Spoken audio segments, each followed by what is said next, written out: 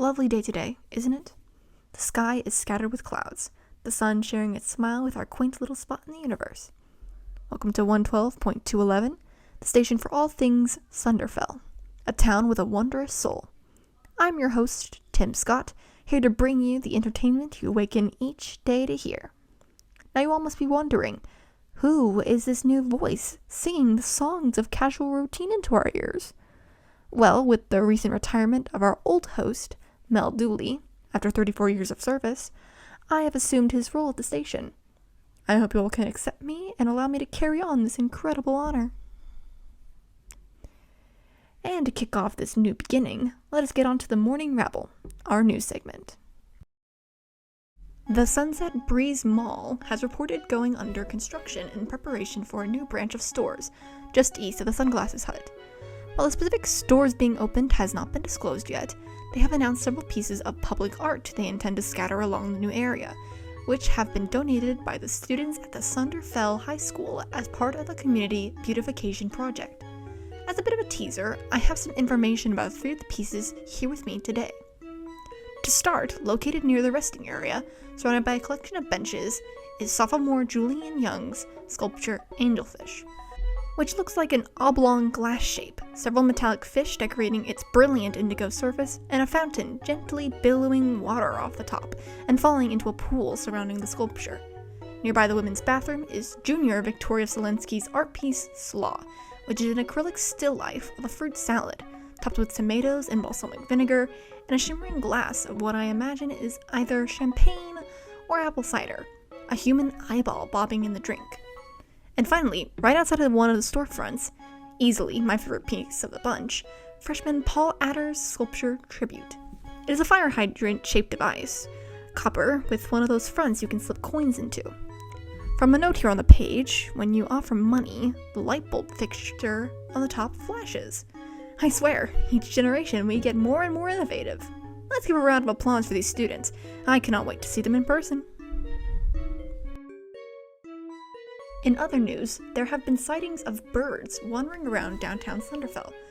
Now, I know that doesn't sound very out of the ordinary. Downtowns probably have birds wandering around them all the time. Well, these birds are special.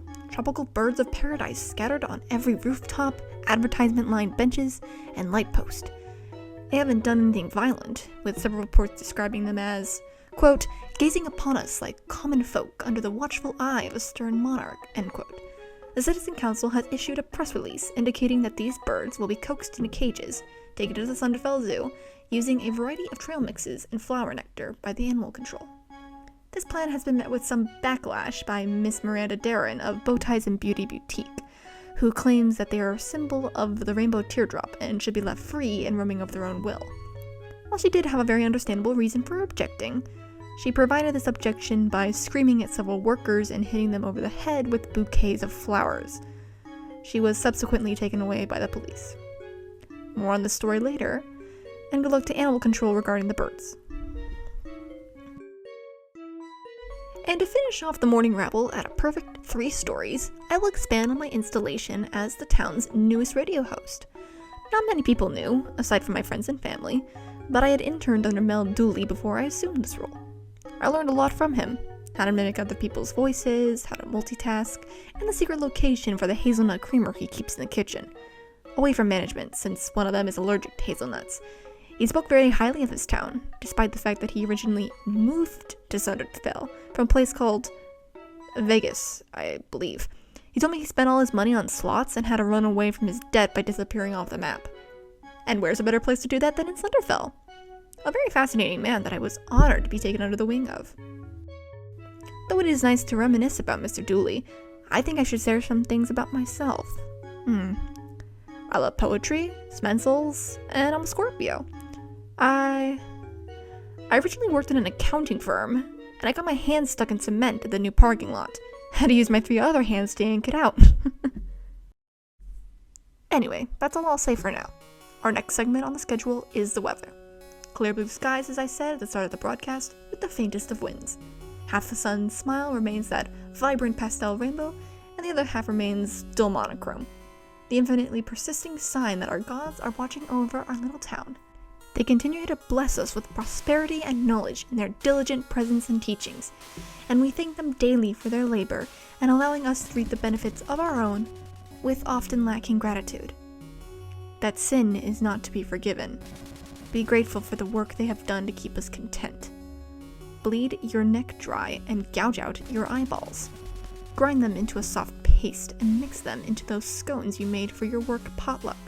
Bake at 450 degrees for 16 minutes and watch the rise and fall of the batter like a rolling chest. You do not check them in time and the toothpick shatters in your shaky and pain-ridden grasp. You collapse from blood loss. The scones are burned. Your next of kin will be given a severance package composed of a select amount of money and a new recipe. They will learn to be grateful from your mistakes. Everyone at work hates your scones. Your family is dishonored. This has been the weather. Continuing the story regarding my new job here at the station, I said I had interned here as part of my high school's requirements for graduation. After that, I hardly interacted with Mr. Dooley, aside from the parasocial conversations I had with him when I listened to him on the radio. I worked in accounting for 2 years until he announced his retirement. It turns out that the apprentices he took on over the course of his career were all eligible to take his place, as described in the Citizen Council Charter, Section 12, Paragraph C. Surprisingly, he only mentored one person, and what do you know? That person was me. Next thing I knew, council members were at my door handing me the city-provided radio host outfit, a button-up shirt that looks like Conversation by Bridget Riley, a pair of black sweatpants, tube socks, and mismatched rain boots, and telling me that I started tomorrow. I'll admit I wasn't sure what to say, but they assured me they would fill me in after my first broadcast. So if my style changes after this show, that means your feedback has been heard. Thank you very much. How about we go to an ad break? Hey there! Are you tired of wandering aimlessly through the fields of Scotland, looking for a subject to eliminate to your loving and merciless God? Well, keep those passports in your pockets because Mr. Lamb Chop is here to help. My farm specializes in sacrificial lambs, domesticated and trained not to run away. We offer a variety of sizes, from daily murder to appease the god's hunger, to holy ritual in order to keep the crops abundant. And with the sale we're having, you can get 2 for the price of 1. Come on down to Lamb Chops. No more toil and trouble. Come to the farm on the double. The air is thick with smog, breathed from the nasty demons in your air vents. You know what you need. Febreze! Febreze's variety of scents. From set-up flame brimstone to our new liquid nitrogen, offer you an easy way to get rid of those spooky monsters clogging up your precious oxygen. Febreze!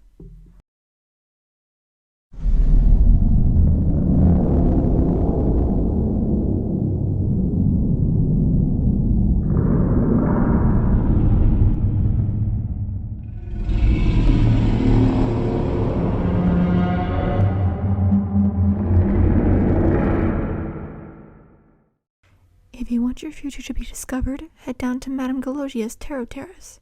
Tea leaf readings are free, and I also do dental work. Book an appointment today. We're back, everyone, entering what I'd like to call our simmering down period as I say my goodbyes for the day. Mel usually ended the broadcast with a prayer to the grayscale silence and then to the shimmering enclosure. While I would love to praise our gods for their service, I do it plenty of times enough, and I don't want to sound like a brown-noser. So I will end today's show with a thank you.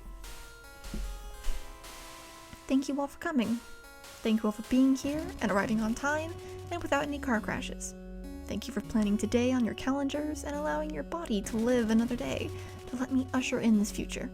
Thank you to Mel Dooley for entrusting me with this job, and thank you, Mom, for not giving my body up on the day of honest embrace. Thank you.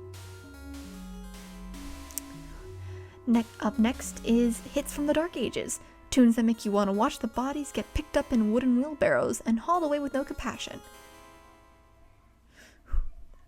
Ending our first broadcast with a fare thee well.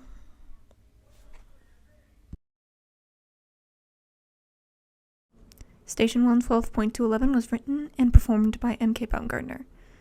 Music by Axol Starbeam. You can find their music at oxalsisland.neocities.org if you look hard enough. Hope you enjoyed the pilot episode, and hope you'll join me for the future. Have a lovely day or night. Fare thee well.